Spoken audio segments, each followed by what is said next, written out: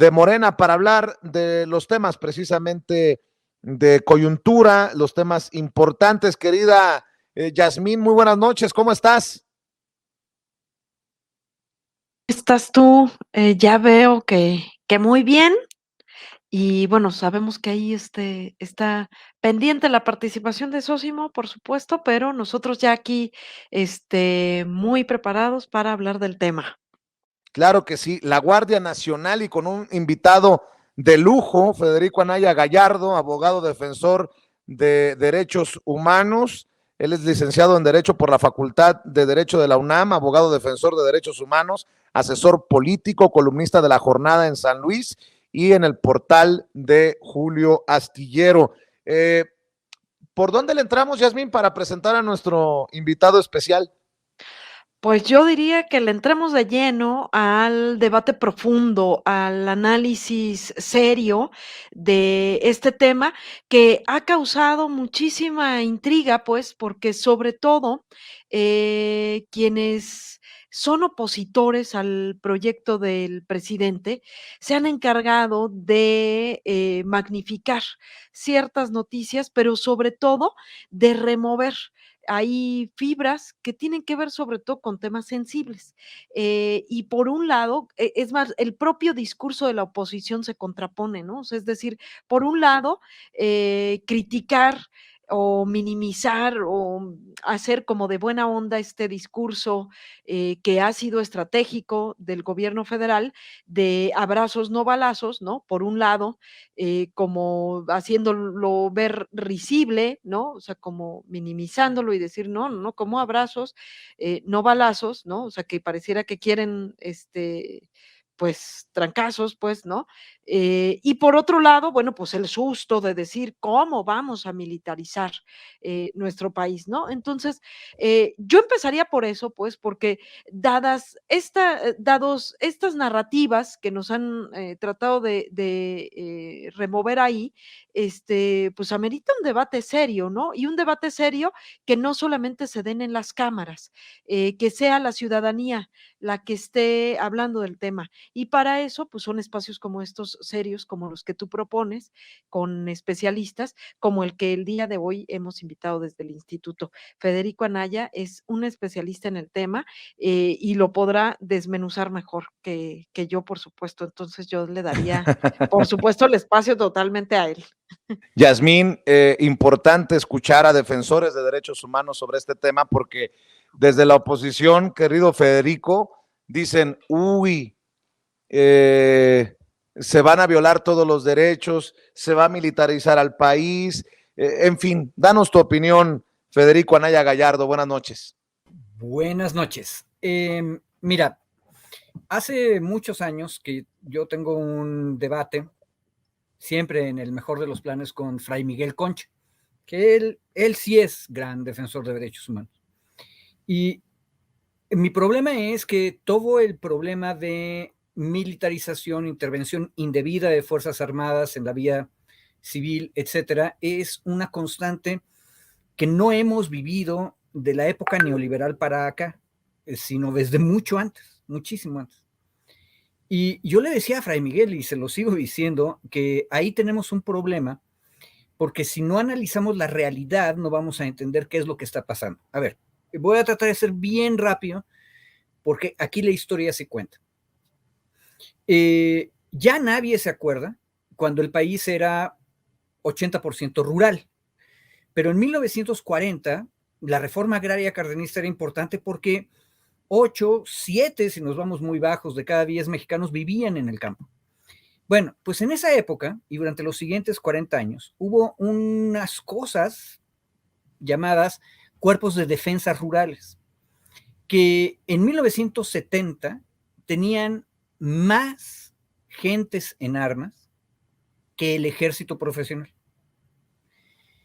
Pero si tú revisas la ley, también por eso conviene a veces ser abogado, resulta que estos cuerpos de defensa rural, que son ejidatarios, no más de 10 en cada ejido, que reciben entrenamiento militar, reciben armas de muy bajo calibre, pero del ejército, y están entrenados, son parte del activo, es decir, son militares. Sus oficiales son nombrados por la zona militar y el jefe de la zona militar era su jefe. Bueno, la cosa llegó a ser tan complicada que en 1980, digamos, eran tantos defensas rurales como soldados del ejército. Ahora, ¿qué hacían? En resumen, labores de policía rural en un país que era rural. Daban escoltas, acompañaban a funcionarios, ayudaban a combatir incendios, daban informes acerca de contrabando o de otros ilícitos. En otras palabras, hacían tareas de policía. Pregunta, ¿alguien se desgarró las vestiduras diciendo que estábamos violando el artículo 129 constitucional? No, nadie. En parte porque nuestras élites siempre han sido urbanas, y cuando eran una minoría de la población, pues menos les importaba lo que pasaba en el campo.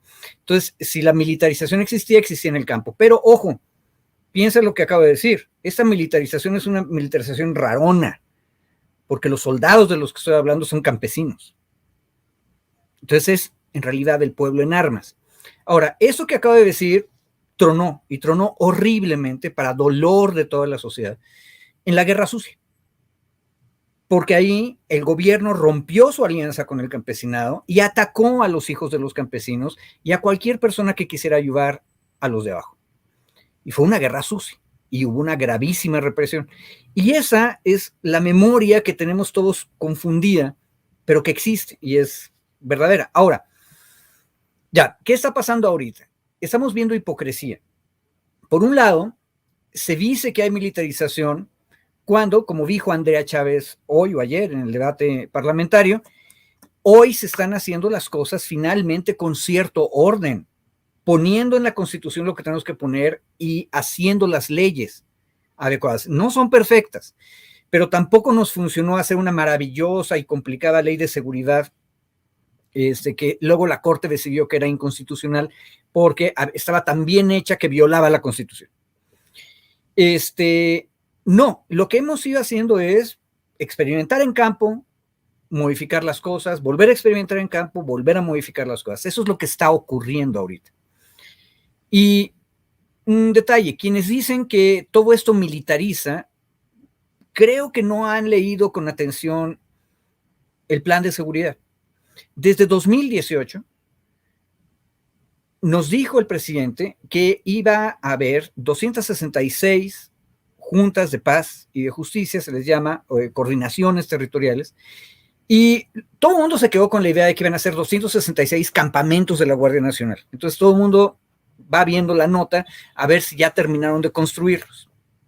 No, esos 266 son espacios diarios de reunión donde están sentados el encargado de la Guardia Nacional en ese espacio territorial, un representante del Ejército, un representante de la Marina, fiscal federal, fiscal del Estado, presidencia municipal que corresponda, gobierno del Estado y los secretarios o representantes de las secretarías federales que llevan los programas sociales. Si uno hace la cuenta, en general, la mayoría de los que están sentados ahí son civiles. E incluso el Plan Nacional de Seguridad dice que hay asientos que están hechos para la sociedad civil. No queda muy claro cómo en cada estado se decide quiénes de la sociedad civil están presentes. Eso es una cosa que también hay que revisar con atención. Pero el asunto es que esas gentes, no nada más el comandante de la Guardia Nacional, son los que están viendo lo que está pasando día a día en seguridad. O, pregunta, ¿ustedes creyeron que el presidente de la República tiene una bolita mágica o estas del Señor de los Anillos, las Palantir, donde pueden ver cualquier cosa que está pasando en el mundo? No, las 266 mesas que estoy diciendo producen la información cada día que se manda a la mesa del Estado, donde tendría que estar sentado todos los días también la persona, varón o mujer que sean, los gobernadores de los estados, y a la mesa nacional, que es la que preside el presidente todos los días. Perdón por el pleonasmo. ¿Dónde quedó el mando militar que se manda a sí mismo? Que eso es la militarización. En ningún lado.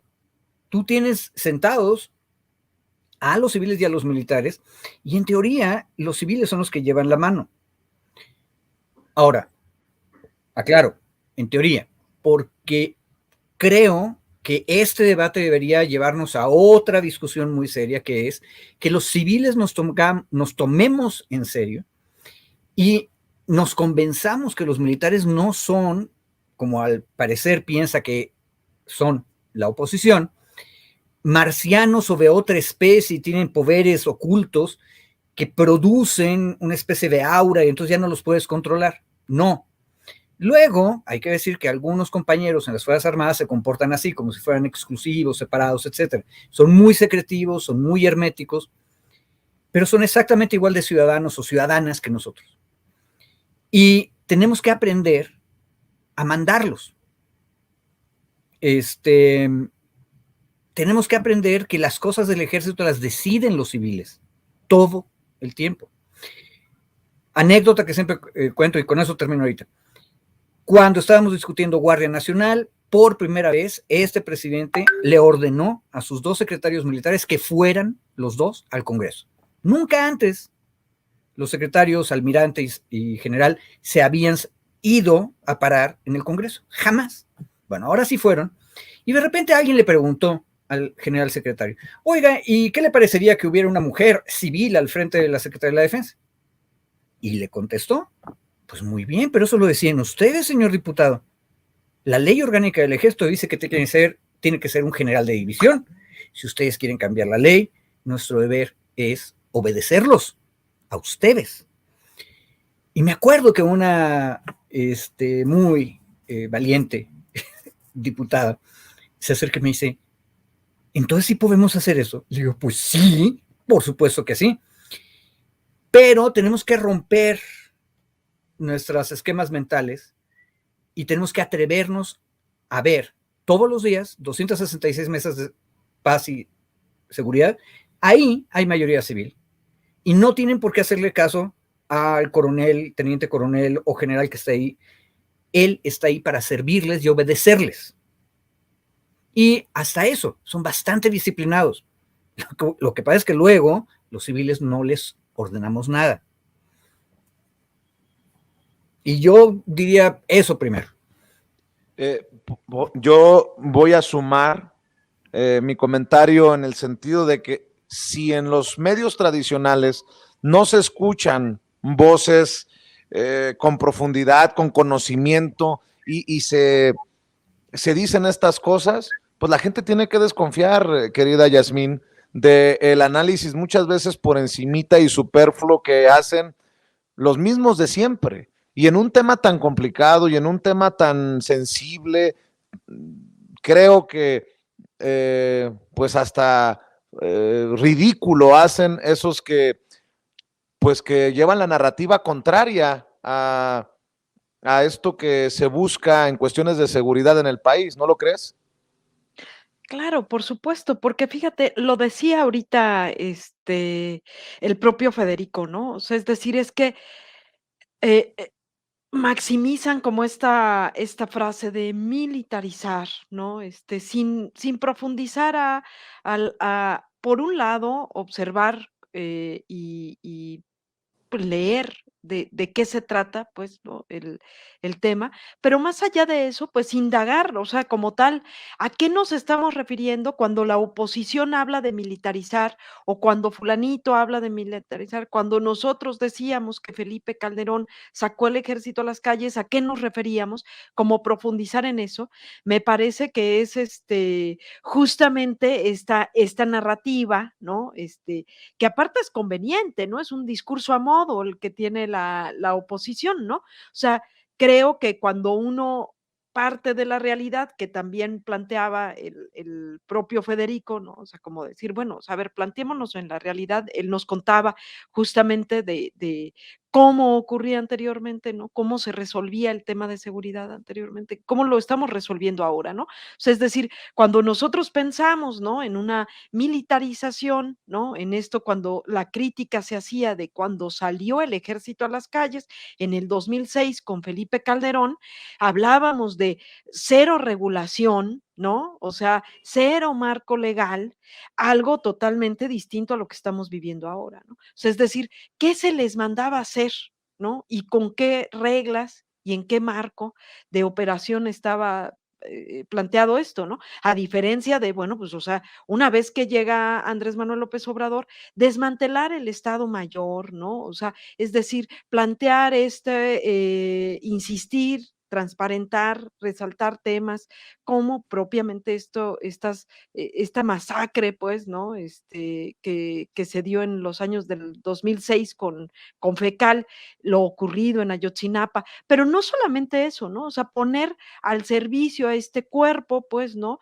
En temas de seguridad, básicamente, y en temas, por ejemplo, como repartir vacunas, libros de texto, ¿no? O sea, es decir, obras de infraestructura, o sea, es decir, totalmente diferente, ¿no? O sea, es decir, ¿para qué ocupas un cuerpo como este, no? Habría que resaltar ahí también, ¿no? En trabajos de seguridad pública, como anteriormente, bueno, fue hasta un brazo operativo de la DEA, ¿no? O sea, tanto la Policía Federal como la Marina. Es decir, esto viene a darle un poco más de forma, un poco más de regulación que nos permita, pues, hacer uso, como bien dice Federico, bueno, pues mandemos, ¿no? Mandemos a hacer lo que se necesita a este cuerpo de seguridad integrado aparte, como bien se dice, ¿no? O sea, es decir, estamos 7-3 más o menos en estas mesas de pacificación y de seguridad, más o menos así, son 7 civiles y 3 cuerpos de el ejército y la marina, ¿no? O sea,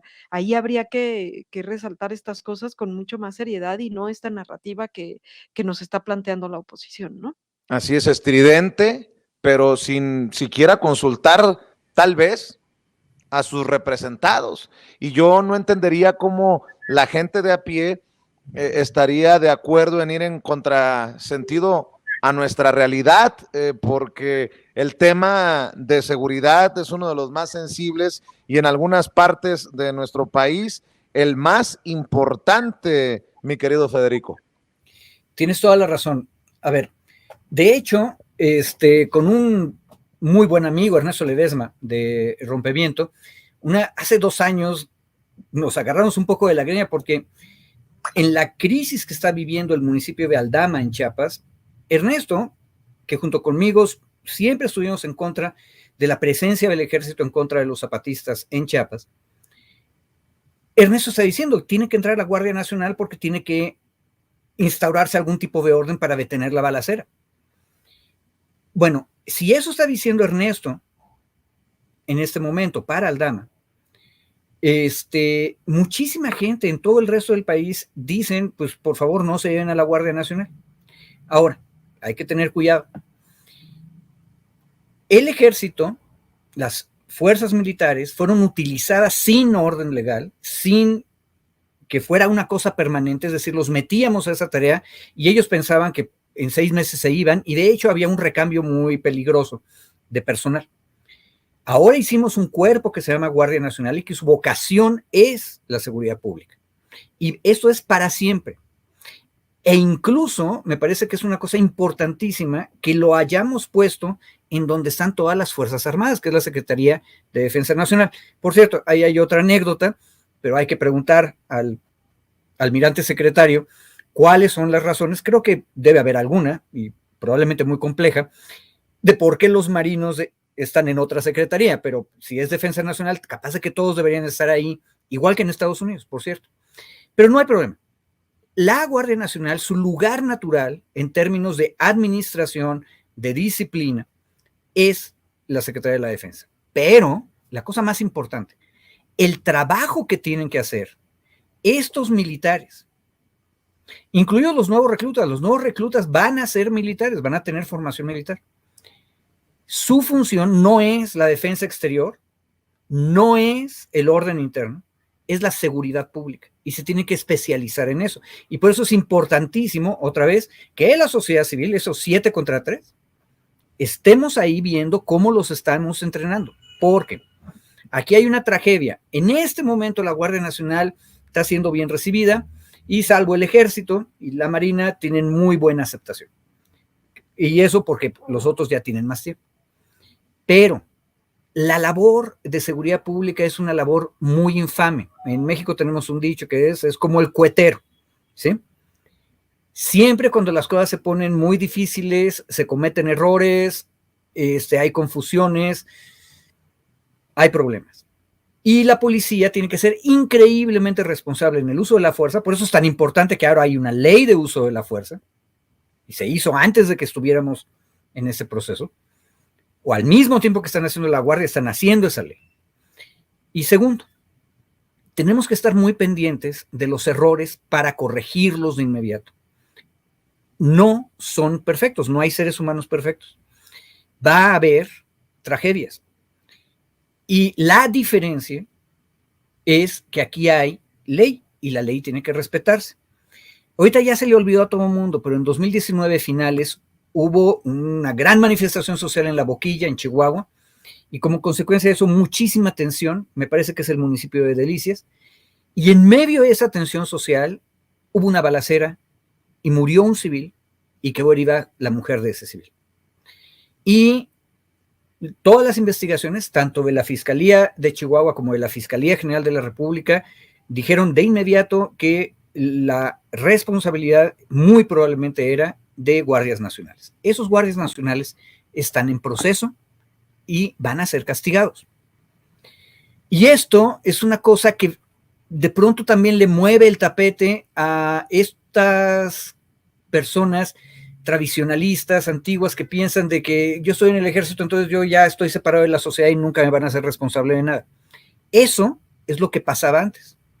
Tenemos una comisión de la verdad para Ayotzinapa y otra comisión de la verdad para la Guerra Sucia, porque había una regla no escrita, no estaba en la ley ni en la Constitución, de que si el pecado, el error, el abuso lo cometían los militares, todo el mundo volteaba para otro lado y no se investigaba. Bueno, eso no va a volver a pasar porque la Constitución lo prohíbe y porque la ley lo prohíbe.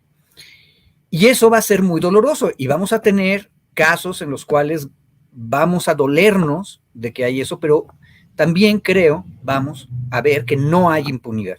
Y, por lo tanto, cada caso va a mejorar el sistema. Y de nuevo, tampoco va a ser perfecto. Una otra cosa, que haya Guardia Nacional no significa que los municipios y los estados no deben tener sus policías. Artículo 21 de la Constitución dice clarito que hay 3 niveles de policía.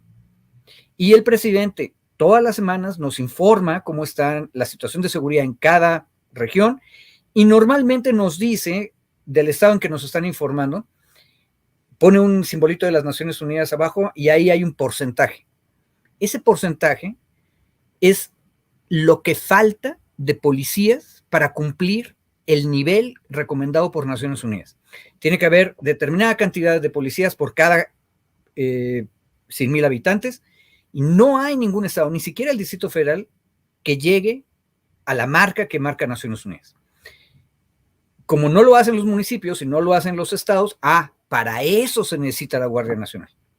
Y esa es la última razón fuerte que nos dijo el presidente desde el principio. Ya intentamos hacer policías federales de la nada y siempre nos salió mal. Y tenemos 300,000 personas entrenadas en cuarteles que no están haciendo nada. Eso es una tontería, es un desperdicio. Tenemos que usarlos. Ahora, al usarlos, también les estamos pidiendo a nuestros marinos y soldados un cambio de naturaleza que aceptaron ellos, porque saben obedecer, pero que es un cambio de naturaleza. Ya dijo el presidente, no vamos a tener una guerra contra nadie en este mundo en los siguientes 50 años. Entonces no los necesitamos para la defensa exterior. No queremos usarlos en la represión interna de lo político. Eso ya lo hicimos. Hay comisiones de la verdad y no debe volver a pasar. Entonces, ¿para qué los queremos? Para que ayuden en la seguridad pública y para que hagan lo que ya sabemos que hacen muy bien, que es la protección civil, pero ahora sí, mucho mejor, mucho más especializado. Esa es una transformación histórica. Ahora, no va a salir bien si no estamos pendientes todos los civiles. Y entonces tenemos que aprendernos cosas. Yo todavía no entiendo cómo está lo de los grados militares, pero por cierto, en la nueva ley también hay una tablita para que todo el mundo sepa a qué equivale un mayor, un contramaestre y un oficial inspector de la Guardia Nacional.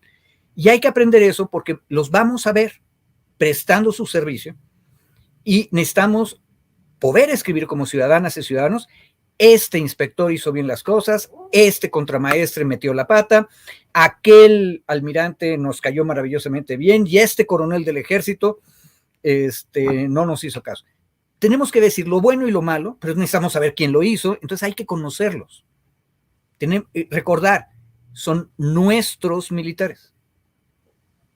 Pues yo me quedo con eso precisamente, mi querido Federico, de involucrarnos, de informarnos, de activarnos, porque es un tema que nos beneficiará o nos perjudicará a todos. Yo creo que es en beneficio de precisamente esta situación que tenemos de seguridad en el país, que busca precisamente resolver esto, y yo por eso los invitaría para que estemos también al pendiente y listos para continuar con este diálogo desde las trincheras del Instituto Nacional de Formación Política de Morena. Y por lo pronto, pues Yasmín Ugalde, ¿con qué cierras para despedirnos? Justamente con esto que de lo que estás mencionando y que también dice muy bien, pues lo plantea Federico, pues si bien desde el espacio, pues de el gobierno le corresponde hacer las leyes pertinentes y todo el marco legal, toda esta regulación para la Guardia Nacional, la regulación de sus actividades, sobre todo, también corresponde a la ciudadanía ir acompañando estos procesos.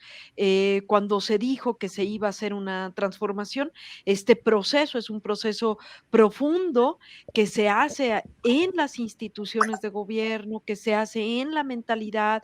Esto que decía Federico me parece importante porque, es más, lo decíamos en las marchas, ¿no? O sea, el ejército también es pueblo uniformado, pues, ¿no?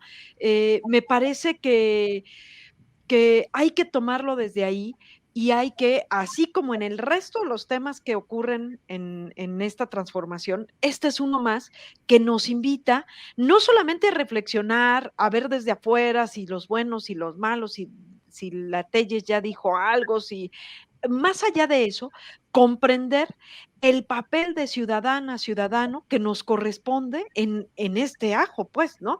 El tema de la seguridad es de los temas más dolidos, pues, que tiene la ciudadanía y de los más demandados, pues, ¿no? Lo más ingrato que ha vivido nuestro país en los últimos tiempos, pues, se debe a esto, ¿no? O sea, si bien este contra el que luchamos, que es la corrupción, esto es algo también de lo más importante, pues, ¿no? Que podríamos realmente ir modificando, pero tiene que ser profundo y de raíz. Me parece que lógicamente, y lo ha dicho también el presidente, en este reclutamiento y en estas nuevas formas de replantearse también el ejercicio en la Guardia Nacional, será también la capacitación y la formación cívica, ética, de derechos humanos y de aplicación, pues, ¿no? Entonces, me parece que es un llamamiento, una vez más, a que como ciudadanas, ciudadanos, estemos involucrados en este tipo de decisiones, ¿no?